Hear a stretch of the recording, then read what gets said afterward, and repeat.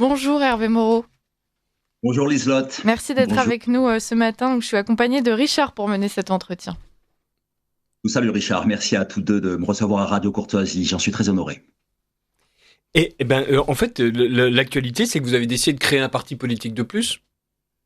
Oui, j'ignorais si vous alliez en entretenir vos auditeurs et téléspectateurs. Non, ce n'est certainement pas un parti de plus. Votre essayiste Claude Jonvier l'a précisé juste avant moi, il faut se débarrasser de tous les politiciens véreux, corrompus, tous ceux qui ont été trop longtemps dans l'impuissance, dans le laisser-faire. Donc c'est un parti qui va s'efforcer d'agir par le peuple et pour le peuple, avec des personnes de terrain. C'est donc un ancien officier de gendarmerie, ancien officier de l'armée de terre, moi-même, votre serviteur, qui l'a mis en place avec quelques autres. C'est extrêmement récent, ça a quelques jours et nous en avons eu assez. Nous en avons eu assez de l'impuissance de ceux qui nous gouvernent, président à nos destinées. Nous en avons eu assez de leur déni de réalité, de leur fatalisme. Nous en avons eu assez de toutes ces formes d'égoïsme qui nous vouent aux gémonies, qui nous fait toujours davantage plonger dans l'abîme. Et maintenant, nous en avons dit assez. Donc, ils sont extrêmement nombreux à nous rejoindre depuis déjà quelques jours au sein de ce parti, Notre Nation. Alors, c'est un parti encore en construction, bien entendu. Tout n'est pas parfait, mais nous progressons tous les jours dans notre programme, dans nos propositions, avec tous ceux qui nous rejoignent, des hommes et des femmes de terrain qui sont décidés à en finir avec l'impuissance et la faiblesse, avec la lâcheté.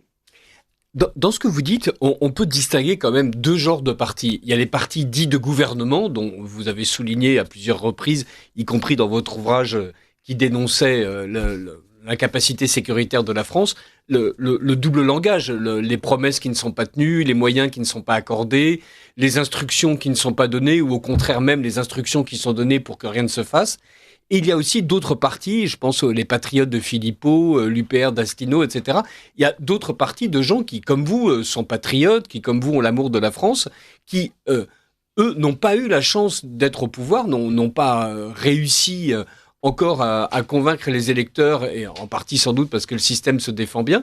Pourquoi est-ce que ce nouveau parti, Notre Nation, euh, n'a pas d'abord cherché en fait à participer à ces initiatives qui préexistent? Et moi, j'ai énormément de respect pour le Florian Philippot que j'ai croisé quelques fois, avec lequel j'ai échangé avec Nicolas Dupont-Aignan également de Debout la France. Mais ce sont des partis qui existent depuis déjà longtemps. S'ils incarnaient véritablement ce désir de changement émanant de notre peuple, il me semble qu'ils auraient déjà pu aboutir et réussir. Alors on peut leur objecter qu'ils n'ont pas bénéficié des courants mainstream comme on les appelle, mais à un moment donné, qu'incarnent-ils concrètement? Quel a été leur cursus professionnel?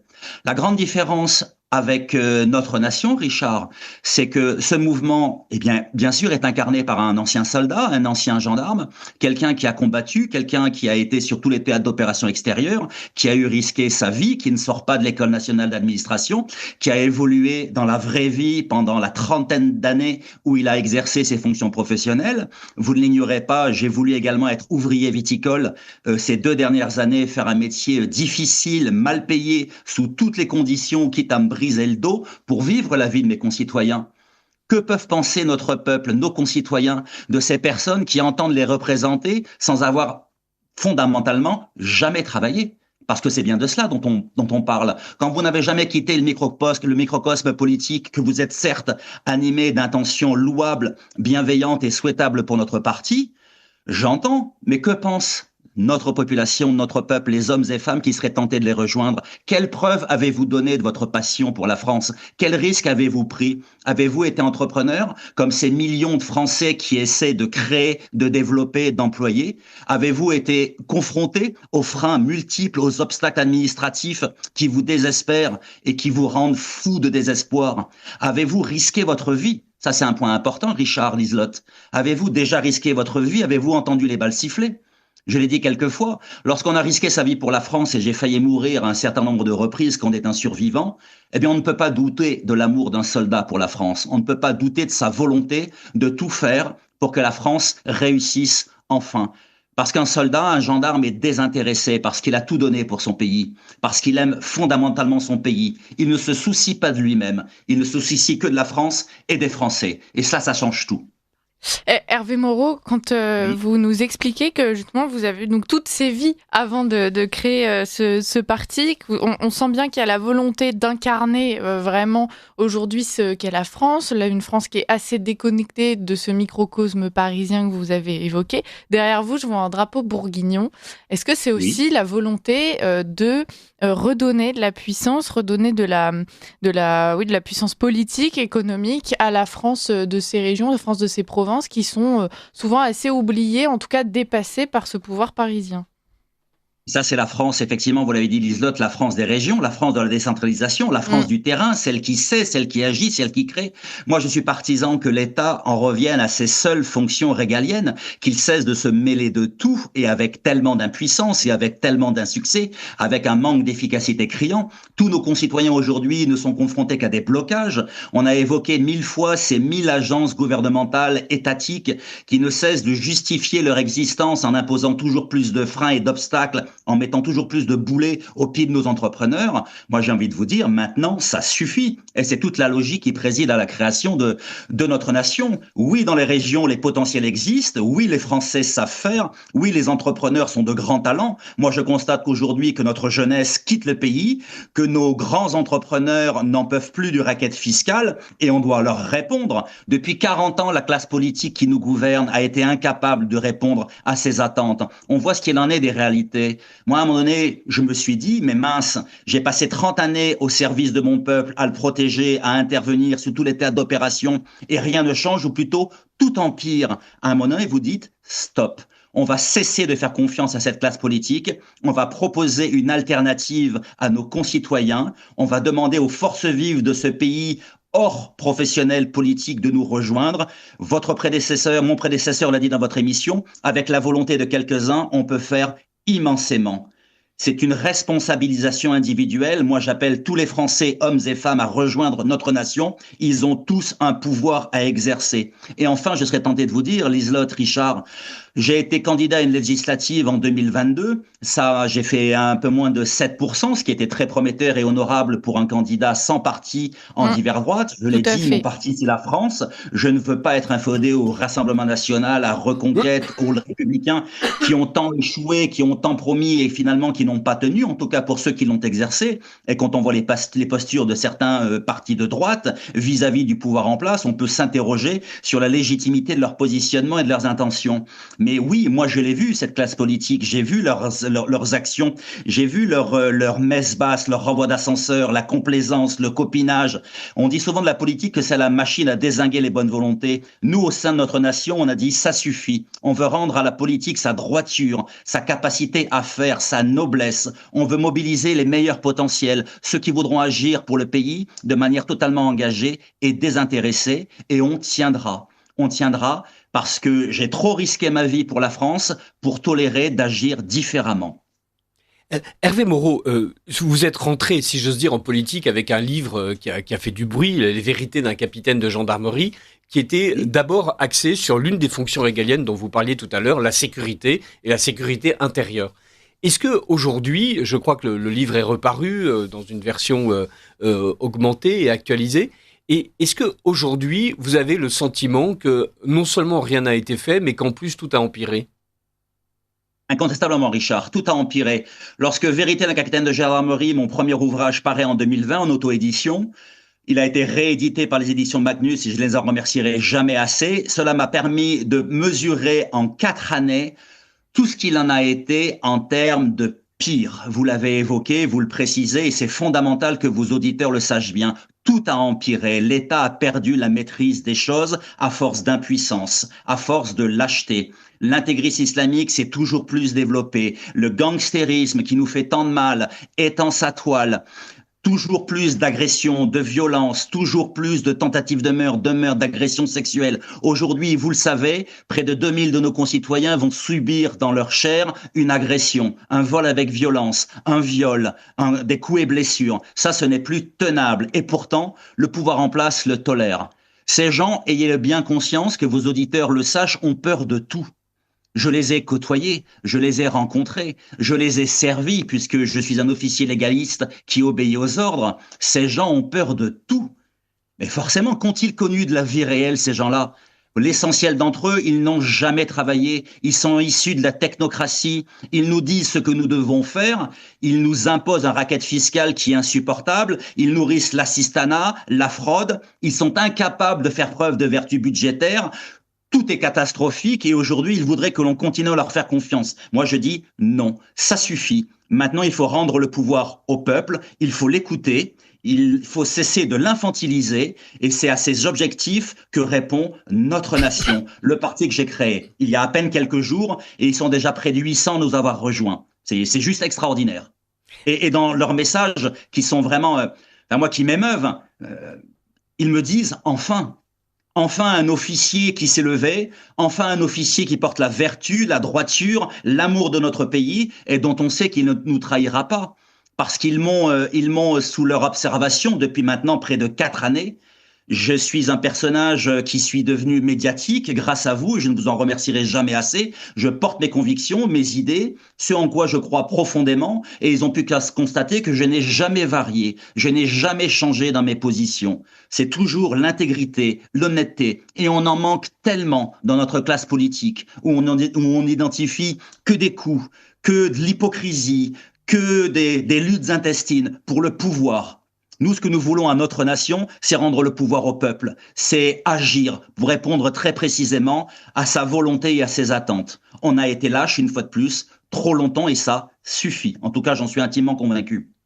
Hervé Moreau, vous croyez encore aux élections? Parce qu'il y a beaucoup de Français qui expliquent que de toute façon, le salut ne passera plus par les élections, par la politique. Vous, avec ce nouveau parti, c'est quand même la preuve que vous croyez encore à la façon, en tout cas, dont fonctionne notre système.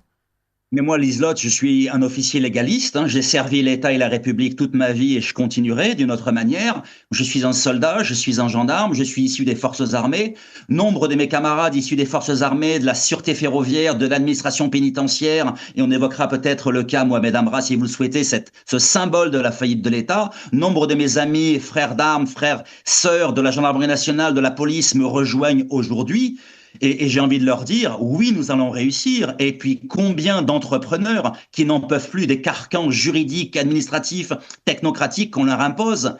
Les idées, la créativité, la volonté d'entreprendre sont présents dans notre pays, mais on a l'impression et on a la certitude même que tout est fait pour les empêcher de réussir. Aujourd'hui, on dit que ça a assez duré. Donc oui, un officier légaliste, moi je suis persuadé que nous avons chacun notre bâton de maréchal au travers des urnes, que par un scrutin démocratique, légaliste, on peut porter à la tête de ce pays des personnes de volonté, des personnes désireuses d'agir, parce qu'elles en auront apporté les preuves, parce qu'elles seront issues du monde réel, ces entrepreneurs, ces soldats, ces gendarmes qui ont œuvré dans la vraie vie, qui ont pris des risques, qui se sont exposés et qui ne sont désireux que d'une seule chose, servir encore plus et encore mieux le peuple de France.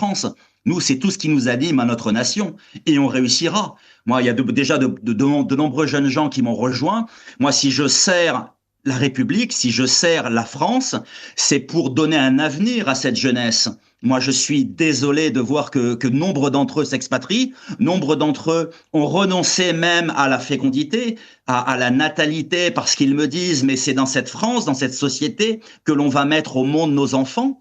Moi, je leur dis, ayez confiance, je ne vous décevrai pas, je ne vous trahirai pas, parce que j'ai donné des preuves de mon engagement toute ma vie, en risquant ma peau. Et les entrepreneurs, les forces vives dans notre pays qui ont commencé à me rejoindre et qui continueront de me rejoindre veulent la France la meilleure possible et non pas une France du chaos, une France de la perte d'autorité, une France de l'irrespect, une France de la violence. Ça a assez duré. Ceux qui nous ont représentés depuis 40 ans ont totalement failli, ont trahi notre peuple et maintenant ça suffit. Chacun, chacune au sein du peuple français a la possibilité de rejoindre notre nation, a la possibilité de se responsabiliser et j'espère qu'ils le feront. Et ils ont commencé. Alors Hervé Moreau, vous parliez tout à l'heure de Amra, donc ce trafiquant de drogue qui s'est échappé de la façon la plus violente de France et qui a été rattrapé en Roumanie.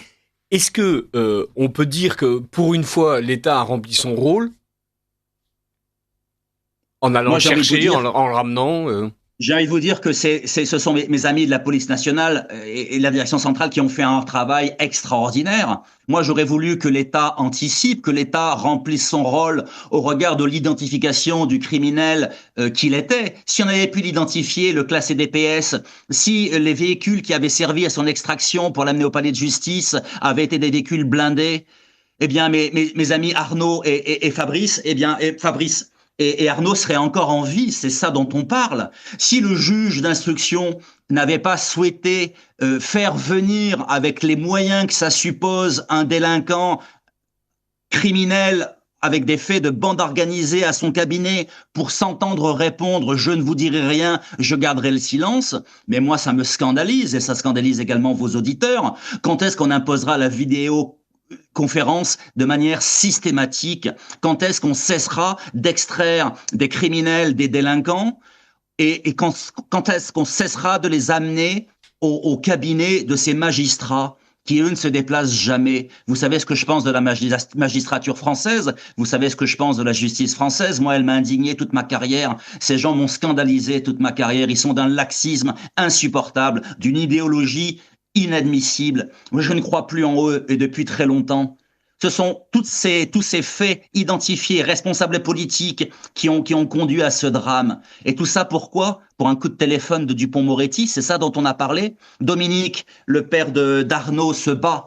C'est un ancien gendarme, c'est un frère d'armes. Il se bat pour la mémoire de son fils, pour que ça ne se reproduise pas. Ils n'ont eu droit à rien. Ils sont déjà presque oubliés. Moi, je dis qu'au sein de notre nation, nous n'oublierons jamais. Nous n'oublions pas les victimes parce que nous nous battons pour elles. Louise, Lola, Thomas, Fabrice, nous ne les oublierons pas. C'est pour eux que nous nous battons et pour l'avenir de ce pays. Et nous ne transigerons pas avec la droiture et l'honnêteté. Nous portons cette honnêteté. Je suis un officier de gendarmerie, j'ai fait respecter la loi toute ma vie, mais toute ma vie, j'ai été frustré de voir que tous ceux qu'on interpellait étaient relâchés quasi immédiatement. Ça a généré beaucoup de frustration, mais ça a généré aussi la volonté de tout renverser, la volonté de enfin répondre avec efficacité aux attentes des Français de manière très concrète, avec des hommes et femmes de terrain qui connaissent la réalité des choses, pas des technocrates qui ne sont jamais sortis d'un bureau, qui sortent de l'ENA, qui ont tant failli, qui croient tout savoir, qui nous imposent leur morgue, leur suffisance. Ça suffit. Alors, notre nation est un parti politique qui va se présenter aux élections. Avant les élections, est-ce que, justement, sur le terrain, vous allez engager des actions qui vont permettre d'améliorer la sécurité au quotidien, de développer une solidarité économique? On n'est pas obligé, en fait, d'être uniquement actif dans les urnes quand on est un parti, quand on est un mouvement politique aujourd'hui. Il y a d'autres manières de servir le bien commun. Ah, je suis entièrement d'accord avec vous, Richard. Bien sûr, notre nation, là encore, n'a que quelques jours. Non, mais c'est plus votre programme que je ne vais pas déjà vous demander des comptes. Vous existez depuis le 15 février. Voilà. Oui. Mon programme va être élaboré bien par des hommes et femmes de terrain qui nous ont déjà rejoints, par des entrepreneurs qui savent ce à quoi ils sont confrontés, qui savent les blocages auxquels ils sont confrontés et qui veulent les lever. Ça, c'est absolument fondamental. Si nous avons le bonheur d'arriver au pouvoir, si les Français et les Françaises le veulent, nous mettrons en place une politique qui soit pragmatique, efficace, connectée avec le terrain, avec les exigences d'une dimension concurrentielle effrénée. Au niveau sécuritaire, nous saurons ce qu'il faut faire parce que nous y avons été confrontés. Nous savons ce qui est nécessaire à la sécurité des Français en toute dimension. Dans le domaine de la santé, la maltraitance au niveau de la santé est un problème fondamental. Les soignants qui nous ont rejoints nous font part de tout ce qui est nécessaire pour qu'on puisse enfin pallier cette maltraitance. L'encombrement des urgences, les violences qu'on y trouve. Dans l'enseignement également, nous avons également de très très beaux profils qui nous ont rejoints, enseignants, professeurs, qui veulent que l'on revienne aux fondamentaux, à cette France des années 60 qui marchait, qui fonctionnait si bien avant que le pédagogisme, avant que la liberté sous toutes ses formes n'impose le nivellement par le bas, la fin de l'excellence. Le résultat, on le voit aujourd'hui. Les enfants en troisième ne savent ni lire, ni écrire, ni presque compter, ne comprennent plus le sens des mots, ne savent plus les utiliser. Enfin, c'est un désastre absolu. Nous, au sein de notre nation, grâce à ceux qui nous rejoignent, des gens de terrain, nous reviendrons à ces fondamentaux qui ont toujours fait la force de la France et de la République, qui ont toujours fait la fierté française. et nous les réimposerons et nous répondrons directement à ceux qui sont issus de notre peuple, qui veulent réussir, qui veulent entreprendre, qui veulent développer. C'est ça qui nous anime. On peut avoir une autre France. Ça ne nécessite que deux choses, du courage et du volontarisme. Et je crois que nous les avons. Hervé Moreau, il y a un auditeur en direct qui écrit qu'on a l'impression que vous parlez à votre garnison et effectivement, on sent quand même naturellement toute cette autorité militaire à travers vos mots. Est-ce que vous pensez que les Français sont prêts à ça aujourd'hui? On a quand même des Français qui réclament largement des libertés, hein, liberté de choisir quel est notre sexe, liberté voilà, plein de libertés. D'ailleurs, depuis mai 68, c'est globalement l'un des propos qui revient en boucle. Est-ce que vous pensez que toute cette autorité que vous leur proposez, ils vont être prêts à la recevoir? Eh bien, moi, au regard des correspondances par milliers qui me reviennent, ben oui, je crois qu'aujourd'hui, ils veulent autre chose. On a tenté autre chose, on a beaucoup entendu ces minorités, il faut les respecter, et vous avez tout à fait raison, il faut les écouter, les entendre, essayer d'aller dans le sens bien qu'ils demandent si ça paraît recevable à la majorité du peuple français. On peut tous coexister, bien sûr, mais moi, les éléments qui me reviennent et que j'ai à ma disposition, ce sont quand même énormément de souffrance, énormément de frustration, énormément d'exaspération. L'immense majorité silencieuse, celle et ceux qu'on n'entend pas. C'est de ça dont on parle, Liselotte. Et eux se taisent et eux n'en peuvent plus parce qu'ils ont été si mal représentés durant si longtemps. Moi, c'est pas à une garnison que je m'adresse. Moi, je m'adresse au peuple de France et je m'adresse à lui, en passionné que je suis, en amoureux de mon pays. Et je l'ai souvent dit, comment sait-on qu'on aime? Eh bien, on sait qu'on aime en étant prêt à donner sa vie. Et moi, j'ai toujours été prêt à donner ma vie pour la France et pour mon peuple, à protéger dans la logique qui animait la passion qui animait notre héros, Arnaud Beltrame. Cet homme a été extraordinaire de courage. Nous sommes nombreux au sein de la gendarmerie nationale à porter ces valeurs, au sein de la police, et puis nous continuerons. Nous voulons répondre aux attentes de l'immensité silencieuse, celle qu'on entend si peu, qu'on écoute si peu, qu'on infantilise et qu'on laisse sur le bord du chemin. Moi, je dis que ça suffit. Alors, les minorités, leurs droits, leurs exigences, certainement. Moi, je dis maintenant, on va parler des droits. On va parler des devoirs. On va parler des devoirs qui sont tant nécessaires. Respecter les autres, la civilité, cesser d'imposer la loi du plus fort partout, respecter les autres. Ça suppose un État qui soit fort. Ça suppose des dirigeants politiques qui soient ancrés dans la volonté de faire, de réprimer, puisqu'également c'est ça dont on parle. Aujourd'hui, vous savez ce qu'il en est de la population incarcérée, près de 80 000 personnes, mais moi je sais ce qu'il en est des centaines de milliers qui sont laissés à l'extérieur et qui nous font tant de mal, parce que les prisons n'ont jamais été construites, parce qu'on a préféré privilégier la dépense sociale, qu'on a préféré favoriser le clientélisme, plutôt que de donner à l'administration pénitentiaire les moyens dont elle avait besoin pour incarcérer ceux qui nous pourrissent l'existence. Moi je dis assez. Moi je sais que j'ai beaucoup voyagé dans ma vie, je vois ces pays qui sont de très grandes traditions démocratiques et au sein desquels vous pouvez évoluer en toute sécurité. Singapour, Japon. Seigneur Dieu, ce n'est pas cela que l'on veut en France, ce n'est pas de la sécurité. Moi, je n'ai jamais enfreint la loi. L'essentiel de notre population n'a jamais enfreint la loi, se comporte bien, respecte ses obligations, paye ses impôts. On s'est trop longtemps attaqué à ceux qui étaient solvables, pour les matraquer sur le plan fiscal, pour leur imposer des choses qui étaient, à mon sens, inadmissibles, alors qu'on a laissé se développer les zones de non-droit par pure lâcheté, par peur d'un hypothétique soulèvement. Moi, je dis que ça suffit. On doit imposer la loi de la République partout et s'attaquer prioritairement à ceux qui nous font tant de mal. Et je les ai pratiqués toute ma carrière, je sais ce qu'il en est. J'ai pris des coups, on m'a tiré dessus, j'ai eu à sortir mon arme, j'ai eu à réfléchir quant à savoir si je devais tirer ou pas. Vous savez aujourd'hui ce qu'il en est de ces mesures de légitime défense. Aujourd'hui, un policier ou un gendarme sait qu'il ne peut pas exercer son métier pour protéger la population, parce qu'il y a un carcan juridique auquel nous sommes soumis qui l'en empêche, parce que les prisons n'ont jamais été construites, parce que ceux que nous déférons sont quasi immédiatement relâchés par ces juges indignes qui nous font tant de mal là encore. C'est tout cela qu'il faut changer.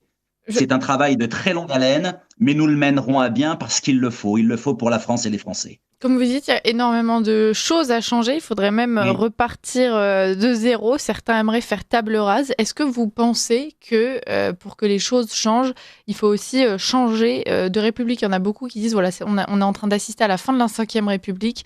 Il va falloir tout balayer et puis repartir sur des bases saines. Est-ce que c'est quelque chose que vous prônez, ou bien est-ce que vous pensez que la Ve République peut encore être sauvée, Hervé Moreau? Charles de Gaulle l'a fait en 58, l'Assemblée constituante, une nouvelle constitution. Va-t-on ériger une nouvelle Assemblée constituante et réfléchir à une sixième République? Moi, je crois que la Ve République, est très sincèrement, a connu bien des évolutions, bien des modifications. Je suis un expert en droit pénal et pas en droit constitutionnel, mais moi, je dis que si la France a la classe politique qu'elle mérite, c'est-à-dire des hommes et femmes issus du terrain. Moi, je suis diplômé de l'école spéciale militaire de Saint-Cyr. Je ne suis pas diplômé de l'école nationale d'administration. Et c'est ma grande fierté. Si la France a les politiques qu'elle mérite, issues donc du terrain, nous pourrons agir, nous pourrons faire. Et tous les blocages auxquels nous sommes confrontés aujourd'hui, nous pourrons les lever. J'en suis intimement convaincu. Faut-il une sixième République? Moi, je dis et j'affirme que nous pouvons faire très bien fonctionner avec efficacité la Ve République. Mais ça suppose une classe politique digne de ce nom, qui cesse d'avoir peur, qui cesse d'être faible. J'ai fait beaucoup d'opérations extérieures, j'ai vu ce qu'il en était des relations internationales, des relations interétatiques. Vous le savez, c'est la loi du plus fort qui prédomine sur la scène internationale. Et la France est systématiquement faible, que ce soit avec le régime algérien ou d'autres. Nous cédons. Nous nous soumettons, nous nous sommes humiliés. Le Boualem Sansal va peut-être mourir en prison. Et M. Bayrou nous dit, on va prendre quelques semaines supplémentaires pour voir ce qu'il sera hypothétiquement possible de faire. Mais quand cesseront-ils de se poser des questions existentielles? Quand agiront-ils? Moi, je vous pose la question, Liselotte, Richard. C'est insupportable. Et ça, les Français le voient, les Français le savent, et les Français en ont assez. J'espère qu'avec notre nation, on leur offre enfin une alternative. Vous avez parlé de clientélisme, vous avez parlé d'assistanat. Il vous reste juste 2 minutes pour répondre. Et est-ce que vous comptez tailler franchement dans les dépenses sociales? D'ailleurs, c'est un souhait des Français, parce que vous avez raison, on les consulte souvent par voie de sondage, mais on ne les écoute jamais quand il s'agit de prendre des mesures. Est-ce que dans votre programme d'action, la manière dont on a nourri une population à ne rien faire, nourri grassement d'ailleurs, fait partie des premiers points sur lesquels vous allez agir? Richard, il est impératif de savoir ce que le peuple veut. Et pour le savoir, il faut le consulter. Le peuple, à mon sens, a toujours raison. Moi, si nous avons le bonheur avec tout le staff qui compose aujourd'hui notre nation, tous ceux qui nous ont rejoints, eh bien nous solliciterons, nous interrogerons le peuple français au moyen de référendum. Il nous dira ce qu'il veut au plus profond de lui-même. Et quant au rabot, non. Nous procéderons par étude d'impact. Chaque décision va avoir des implications. Il serait facile de passer le rabot et de préciser, nous sommes dans une situation financière catastrophique, on ne peut plus continuer comme depuis 50 ans à vivre au-dessus de nos moyens. On fera ce qui nous apparaît nécessaire, on privilégiera l'efficacité en toute situation, mais oui, nous lutterons contre la fraude, j'y étais assez confronté dans mes fonctions, nous lutterons contre l'assistanat. Moi j'estime, et ce sont nombre de lettres qui me reviennent, que quelqu'un qui n'a jamais cotisé en France, qui puisse bénéficier du minimum vieillesse parce qu'il vient d'arriver sur notre territoire. Moi je considère scandaleux que nombre de nos concitoyens bénéficient du RSA alors qu'ils pourraient travailler. Oui, la solidarité incontestablement, l'action au profit des plus vulnérables encore et toujours, mais ça suffit. On doit remettre ce pays au travail. Moi, dans les vignes, on manque cruellement de main-d'œuvre. Certes, les salaires qui sont proposés ne sont pas les meilleurs, mais c'est du travail. Et dans tous les corps de métier, on est confronté à cette même problématique. Moi, je dis que nous devons faire évoluer la société à ce niveau-là, qu'on doit en finir avec cet assistanat qui est mortifère, financé à crédit, qui nous fait plonger toujours davantage dans l'abîme. À notre nation, nous procéderons par étude d'impact.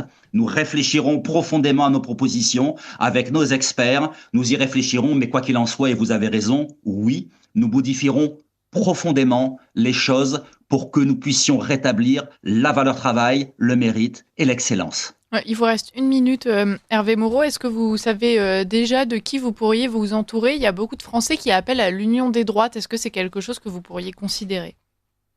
Ah ben naturellement. Moi, je suis un grand défenseur de l'union des droites. Nous verrons ce qu'il en sera, eh bien, du succès de notre nation dans les mois et les années qui viendront. Mais moi, je pense que il y a des talents remarquables partout. Monsieur Tanguy, par exemple, au Rassemblement national, est quelqu'un de responsable, de compétent, diplômé de l'ESSEC, qui a une bonne expérience, qui est remarquable, alors que tant d'autres dans ce parti, eh bien, sont des hypocrites, n'ont jamais travaillé, n'ont jamais œuvré dans la vraie vie. Oui, les talents existent partout et nous les mobiliserons et j'espère qu'ils nous rejoindront pour qu'on puisse rendre à la France eh bien, la grandeur qui a été la sienne et qui a été perdue depuis trop longtemps, rendre cet espoir aux Français. J'y crois profondément. Lion des droites, incontestablement.